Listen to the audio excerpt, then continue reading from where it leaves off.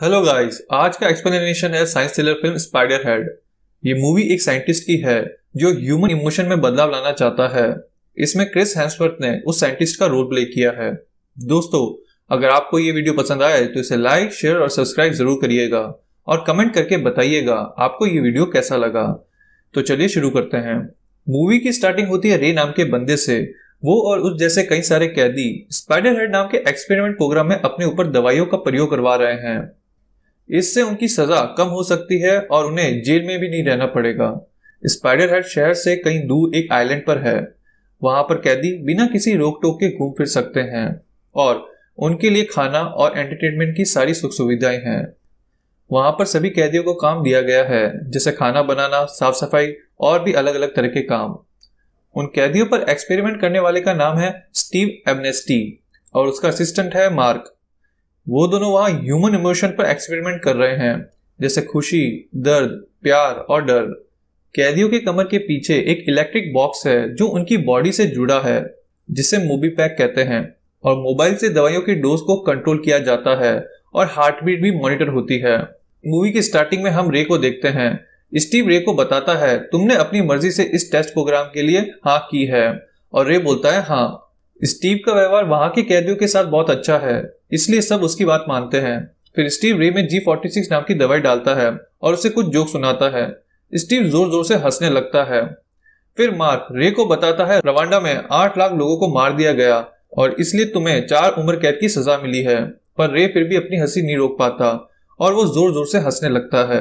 ये देखकर स्टीव बहुत खुश होता है क्योंकि उसकी दवाई G46 काम कर रही है। इतनी बुरी खबर सुनाने के बाद भी रे हंस रहा था। फिर हम जेफ को देखते हैं। वो भी वहाँ एक कैदी है जिस पर स्टीव एक्सपेरिमेंट करता है। स्टीव जेफ को बोर्ड से बाहर ले जाता है, पर रास्ते में उसकी आंख पर पट्टी बंदी होती है। वहाँ उसे N40 का डोज दिया जाता है, जिसे लुब्रिकेशन नाम दिया है, यानी N40। N40 पॉजिटिव इमोशन को बढ़ाकर ह्यूमन में उत्साह भर देती है, इसलिए आंख खोलने पर जेफ को सब कुछ बहुत खूबसूरत दिखता है। फिर स्टीव जेफ से पूछता है, क्या उसे B15 दे सकते हैं? जेफ बोलता है हाँ। दोस्तों, स्टीव जब भी किसी को डोज देता है तो उसकी हामी जरूर लेता है और फिर डोज देता है। B15 को यहाँ वर्बुलेंस नाम दिया है, जिससे इंसान अपने अंदर के इमोशन और सोच को अच्छी तरह से एक्सप्लेन कर सकता है। N40 से जेफ को फैक्ट्री से निकला धुआं भी खूबसूरत लगता है और B15 से वो अपने अंदर के इमोशंस को एक्सप्लेन करता है। फिर वो लिजी से मिलता है। उसे भी किसी जुर्म की सजा मिली है। जेफ और लिजी बहुत ही अच्छे दोस्त हैं। फिर जेफ अपने कमरे में आता है और उसे याद आता है उसके वजह से उसके दोस्त मारे गए, क्योंकि उसने इतनी ज्यादा पी ली थी कि वो गाड़ी कंट्रोल नहीं कर पाया और गाड़ी का एक्सीडेंट हो गया। इसलिए जेफ को इसकी सजा मिली और वो खुद को भी दोषी मानता है। अगले दिन जेफ और हैदर टेस्ट रूम में आते हैं।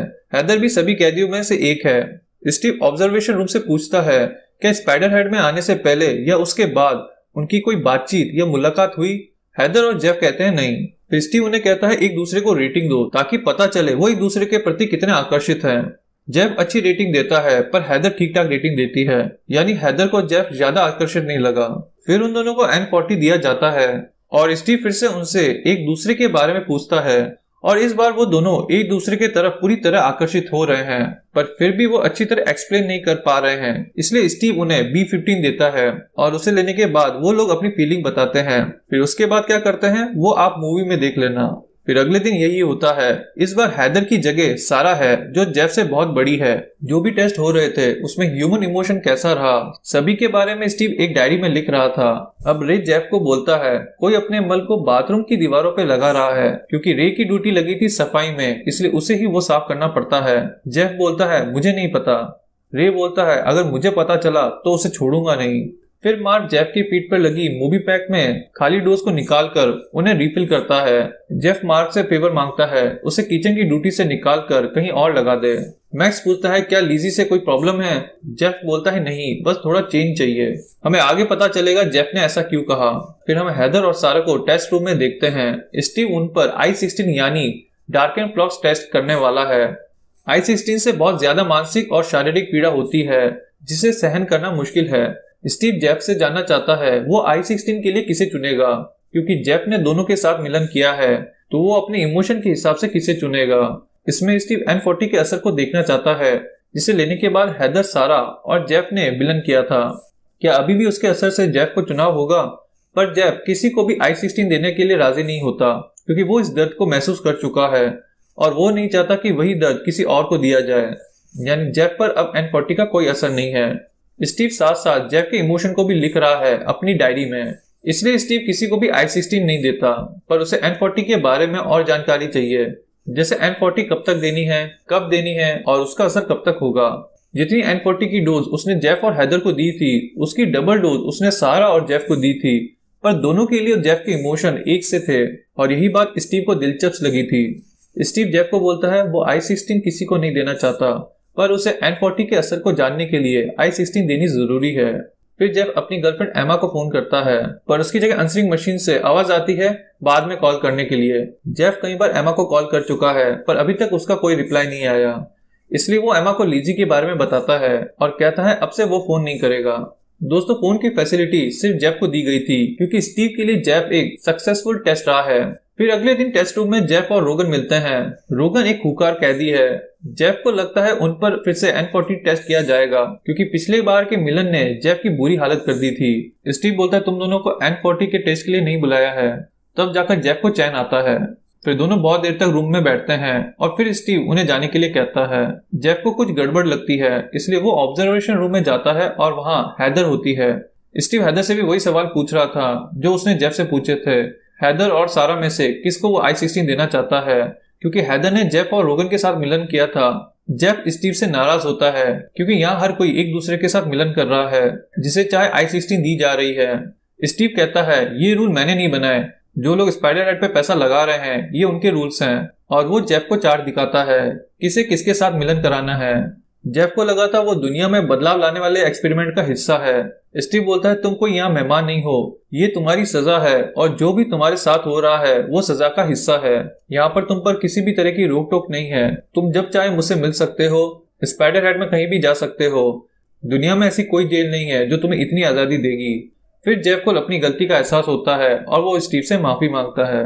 अगली सीन में हम स्टीव को देखते हैं जो N40 की डोज ले रहा है, जिसे लेकर उसे बहुत अच्छा लगता है। यह हमें पता चलता है मोबी पैक को स्टीव ने अपनी पीठ पर भी लगाया है। फिर हम जेफ को देखते हैं, वो लिजी को I-16 के एहसास के बारे में बता रहा है। जब जेफ को I-16 दी गई थी उस वक्त जेफ का मन कर रहा था वो किसी भी तरह अपने दर्द को खत्म कर दे। लिजी पूछती है तुम मेरे साथ किचन में काम नहीं करना चाहते, क्या एमा उसकी वजह है? जेफ बोलता है हम दोनों अब अलग हो चुके हैं और अब वो लिजी के साथ रहना चाहता है। फिर मार्क स्टीव के मूवी पैक में N40 का डोज डाल रहा होता है और जेफ देख लेता है। फिर वो लोग ऑब्जर्वेशन रूम में जाते हैं और ट्रायल रूम में हैदर आती है। स्टीव जेफ को बोलता है हमें हैदर को I-16 देनी होगी क्योंकि कमिटी ये चाहती है और क्योंकि तुम किसी को देना नहीं चाहते। इसलिए हैदर को I-16 देने के बाद तुम्हारे इमोशन को जाना जाएगा, तुम कैसा महसूस कर रहे हो। स्टीव फिर से जेफ से पूछता है क्या हैदर को I-16 दी जाए, पर इस बार भी जेफ मना कर देता है। स्टीव बोलता है तुम्हारा हाँ बोलना जरूरी है। जेफ बोलता है क्या तुम एक बार कमिटी से बात करोगे? स्टीव बोलता है हाँ। फिर स्टीव किचन जाता है और वहां लिजी मिलती है। वो लिजी को बोलता है किसी ने जाने बगैर तुमसे जुर्म क्यों हुआ, तुम्हें यहाँ भेज दिया गया। लिजी बोलती है क्या मेरे जुर्म के बारे में यहाँ किसी को पता है? स्टीव बोलता है नहीं, ये हमारा सिगरेट है। और वो वहां फिर से जेफ के पास जाता है और जेफ को झूठ बोलता है उसने कमिटी वालों से बात की, पर वो नहीं मान रहे। उनका कहना है तुम्हें टेस्ट करना होगा, नहीं तो तुम्हें वापस जेल भेज दिया जाएगा, इसलिए तुम्हारी मंजूरी जरूरी है। और जेफ टेस्ट के लिए मान जाता है। फिर हैदर को I-16 दी जाती है और उसे दर्द होने लगता है। स्टीव जेफ से पूछता है हैदर की हालत देखकर उसे कैसा लग रहा है। जेफ बोलने में हिचक रहा था, इसलिए मैक्स उसे B-15 देता है, जिससे जेफ हैदर को लेकर कैसा फील कर रहा है वो अच्छी तरह से एक्सप्लेन कर सके। हैदर की हालत धीरे धीरे खराब हो रही है। स्टीव पूछता है क्या तुम्हें हैदर से प्यार है, और थोड़ी देर बाद हैदर का मूवी पैक दीवार पर जोर से टकराने की वजह से टूट जाता है और I-16 की नॉर्मल डोज ओवरडोज हो जाती है। हैदर ट्रायल रूम के सामान फेंकने लगती है। स्टीव और मार्क हैदर को समझाने की बहुत कोशिश करते हैं, पर अब वो इस दर्द को सहन नहीं कर पा रही, इसलिए वो अपने गले को नुकीली चीज से काट देती है। स्टीव और मैक्स जल्दी से हैदर के पास ट्रायल रूम में जाते हैं, पर जाते वक्त स्टीव के ड्रॉर की चाबी ऑब्जर्वेशन रूम में गिर जाती है। जेफ उस चाबी से स्टीव के ड्रॉर को खोलता है और उसमें स्टीव की प्राइवेट डायरी है, जिसमें एक लेटर हेड पर स्टीव का सरनेम है एमनेस्टी फार्मास्यूटिकल, यानी स्पाइडर हेड का मालिक स्टीव ही है। उसके ऊपर कोई कमेटी नहीं है। उस लेटर हेड पर OBDX लिखा होता है। अब इसका क्या मतलब है उसके बारे में हमें आगे पता चलेगा। जेफ को डायरी में एक बिंगो कार्ड भी मिलता है जिनके नंबरों पर गोल्ड स्टार लगा है। ये नंबर स्टीव की दवाइयों को पॉइंट करते हैं जिनका नाम बिंगो और उन नंबर से बनता है, जैसे B-15, I-16, N-40, G-46। उस कार्ड पर N40 और B6 को छोड़कर सभी पर गोल्ड स्टार है, यानी सिर्फ इन दोनों का ट्रायल पूरा होना बाकी है। जेफ को अभी तक यही पता था कि सिर्फ N40 का ट्रायल बाकी है, पर B6 क्या है उसके बारे में उसे नहीं पता। इस बीच स्टीव को जेफ की आवाज ट्रायल रूम में आती है ऑब्जर्वेशन रूम के माइक से, और वो तेजी से ऑब्जर्वेशन रूम भागता है। पर स्टीव के पहुंचने से पहले जेफ डायरी वापस रख देता है और जल्दी से चाबी वहां फेंक देता है जहां पर स्टीव से गिरी थी। स्टीव को वहां सब नॉर्मल लगता है और उसे जेफ पर कोई शक नहीं होता। मार्क स्टीव को बोलता है हमें पुलिस को सब बता देना चाहिए। स्टीव बोलता है अगर हैदर के बारे में सबको पता चल गया तो स्पाइडर हेड को बंद कर दिया जाएगा और हम दोनों को जेल हो जाएगी। पर मार्क को यह सब सही नहीं लगता। स्टीव समझाने की कोशिश करता है B6 पे हमें किसी भी तरह गोल्ड स्टार चाहिए और उसके बाद सब ठीक हो जाएगा। फिर स्टीव जेफ को समझाने की कोशिश करता है और माहौल को सही करने के लिए दोनों G46 लेते हैं, जिससे दोनों बहुत हंसते हैं और कोई भी बुरी याद उन्हें तकलीफ नहीं देती। स्टीव अपनी एक बुरी याद बताता है। जब वो 8 साल का था तब उसके पिता उसे किसी और के घर छोड़ के चले गए और वापस कभी नहीं आए। ये सुनकर दोनों जोर जोर से हंसने लगते हैं क्योंकि उन दोनों पर अभी G46 का असर था। फिर अगले दिन लीजी को ट्रायल रूम में स्टेपलर दिखाया जाता है क्योंकि लीजी को स्टेपलर का फोबिया है। उसे देखते ही वो डरने लगती है और जोर शोर से चिल्लाती है। फिर लीजी जेफ से मिलती है। वो बताती है उसके साथ क्या हुआ। उसे समझ में नहीं आता आखिर हम किसी भी चीज को मना क्यों नहीं कर पा रहे हैं। लीजी जेफ से पूछती है तुमने हर बार टेस्ट के लिए हाँ क्यों की। जेफ बोलता है क्योंकि मैं ये सब डिजर्व करता हूँ। जब वो दारू पी के गाड़ी चला रहा था तब उसके साथ उसके दोस्त के अलावा एमा भी थी और एक्सीडेंट में एमा और जेफ के दोस्त दोनों मारे जाते हैं, इसलिए जेफ को जेल हुई थी। और हैदर के लिए भी वो खुद को गुनहगार मानता है क्योंकि I-16 के लिए उसी ने हाँ की थी। फिर स्टीव अपने कमरे की टीवी से जेफ के रूम में लीजी की तस्वीर देखता है और फिर वो ट्रायल रूम में लीजी को लेकर आता है। वहां जेफ ऑब्जर्वेशन रूम में स्टीव के साथ है। स्टीव जेफ को बोलता है कमिटी चाहती है लीजी पर I-16 का टेस्ट हो और तुम्हें लीजी पर यह टेस्ट करने की अनुमति देनी होगी, पर जेफ मना कर देता है। स्टीव जेफ को रात भर सोचने का टाइम देता है और मार्क को बोलता है जेफ की डोज को डबल कर दो। कौन सी डोज ये नहीं बताया जाता। फिर मार्क जेफ के पास उसकी मूवी पैक के डोज रिफिल करने आता है। वहां जेफ मार्क को बोलता है उसे पता है यहाँ कोई कमिटी नहीं है और स्पाइडर हेड उसी का है। मैंने उसका लेटर हेड देख लिया था जिसपे लिखा था एमनेस्टी फार्मास्यूटिकल, जो कि स्टीव का नाम है। स्टीव ही इस कंपनी का मालिक है और बिंगो कार्ड के हिसाब से उसने डोज के नाम रखे हैं। उसे N40 से कोई फर्क नहीं पड़ता। वो ये सब लाल वाली दवाई यानी B6 के लिए कर रहा है। जेफ मार्क से पूछता है तुम ऐसे आदमी के साथ काम क्यों कर रहे हो, तुम्हें तो कहीं भी काम मिल जाता। मार्क बोलता है दुनिया में कम लोग जीनियस होते हैं और स्टीव ने वादा किया था हम दुनिया बदलेंगे, मैं तो बस लोगों की मदद करना चाहता हूँ। और फिर मार्क सारे डोज की एक रो अपने साथ ले जाता है। फिर जेफ ऑब्जर्वेशन रूम में आता है। वहां स्टीव बताता है आज मार्क नहीं आया, वो अपने घर गया है। जेफ बोलता है उसी ने मुझे लीजी को I-16 देने के लिए मनाया है। स्टीव बोलता है मैंने I-16 की सिर्फ एक ही डोज लीजी के मूवी पैक में डाली है और मैं वादा करता हूँ लीजी को कुछ नहीं होगा। फिर स्टीव जेफ को मोबाइल देखकर कहता है लीजी को I-16 डोज दो, पर जेफ मना कर देता है। इस बात पर स्टीव को बहुत गुस्सा आता है और वो लीजी के बारे में बताता है वो शादीशुदा है और लीजी को कहता है बताओ तुम यहाँ पर क्यों हो। लीजी बताती है उसने अपनी बच्ची को मारा है। पार्किंग लॉट में अपनी बच्ची को कार में छोड़कर चली गई थी गर्मियों में 3 घंटे के लिए और वो उस वक्त सिर्फ 9 महीने की थी। लीजी जेफ को बोलती है वो करो जो स्टीव चाहता है, मैं इस सजा के लायक हूँ। पर जेफ स्टीव की प्रोफाइल सेलेक्ट करके उसे I-27 देता है जो डर महसूस करवाती है। फिर स्टीव को डर लगने लगता है। जेफ बताता है मार्क ने मेरा मूवी बैग खाली कर दिया है और तुम्हारे मूवी बैग में सारे डोज डाल दिए हैं। कुछ ही देर में वो पुलिस वालों को लेकर आ रहा है। जेफ बोलता है जब भी तुम्हें हम पर टेस्ट करना होता था तुम हर बार हमसे पूछते थे और हम हर बार हाँ बोलते थे। आखिर ऐसा क्यों हो रहा था? क्योंकि हमने कभी ना नहीं बोला। उसका कारण था B6। ये लोगों को गुलाम बनाती है। तुम जो चाहते थे हम हमेशा वही कर रहे थे। यहाँ पर B6 के अलावा कोई दूसरी दवाई का टेस्ट नहीं हो रहा है। जेफ स्टीव से पूछता है तुम B6 का क्या नाम रखने वाले थे और B6 की डोज स्टीव को देता है। स्टीव बताता है OBDX यानी आज्ञा मानने वाली दवाई। जेफ पूछता है तुमने अभी तक इससे गोल्ड स्टार क्यों नहीं दिया, इतने खतरनाक कातिलों के बीच तुम्हें सेफ रखती है। स्टीव बताता है B6 का मकसद सिर्फ आज्ञा मनाना नहीं है बल्कि बिना कोई सवाल किए आज्ञा मनाना है। तुम पर टेस्ट करके ये पता लगाना था क्या तुम अपने जमीर को मार के भी वो काम करते हो जो तुम नहीं करना चाहते, यानी वो काम फिर से करना जिसे करके तुम पछता रहे हो। जेफ बोलता है तुमने वो सारे काम हमसे कराए हमारी बिना मर्जी के। स्टीव बोलता है कैसा हो अगर सब एक दूसरे की बात माने, हम बस दुनिया में प्यार और अमन बांटना चाहते हैं, लोगों से वो काम कराना चाहते थे जिससे सबका भला हो। जेफ बोलता है तुम्हें दुनिया को बताना होगा तुमने हैदर के साथ क्या किया है। स्टीव बोलता है तुम 7 महीने पहले ही यहाँ से आजाद थे और लीजी को भी आजाद कर दिया गया था। फिर जेफ गुस्से से स्टीव को मेन डोर खोलने के लिए कहता है। दरवाजा खुलने के बाद स्टीव चाकू निकालता है।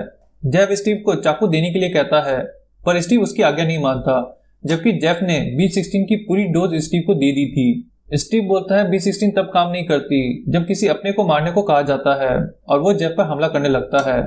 हमले में स्टीव का मूवी पैक टूट जाता है और सारी दवाइयों का ओवरडोज स्टीव में जाता है, इसलिए स्टीव I-16 का ओवरडोज लीजी को देखकर मोबाइल तोड़ देता है। फिर जेफ तेजी से लीजी के पास जाता है और उसके मूवी पैक से I-16 निकाल देता है और वो दोनों जल्दी से एग्जिट दरवाजे की तरफ भागते हैं। फिर स्टीव माइक पर सबको आदेश देता है जेफ और लीजी को रोको। फिर स्टीव जल्दी से प्लेन में बैठकर वहां से भाग जाता है। अब सभी जेफ और लीजी को रोकने की कोशिश करते हैं पर किसी तरह से वो दोनों भी बोर्ड से भाग निकलते हैं। अब स्टीव प्लेन उड़ा रहा है और सारी दवाइयों का ओवरडोज भी हो रहा है। प्लेन उड़ाते वक्त स्टीव का N40 का असर महसूस होता है, जिससे उसे सामने का पहाड़ बहुत खूबसूरत लगने लगता है और उसकी तरफ आकर्षित होकर अपने प्लेन को पहाड़ से टकरा देता है। अब जेफ और लीजी आजाद हैं और यहाँ हो जाता है मूवी का दी एंड। दोस्तों, अगर आपको ये वीडियो पसंद आया हो तो इसे लाइक, शेयर और सब्सक्राइब जरूर करिएगा। मिलता हूँ आपसे अगले वीडियो में।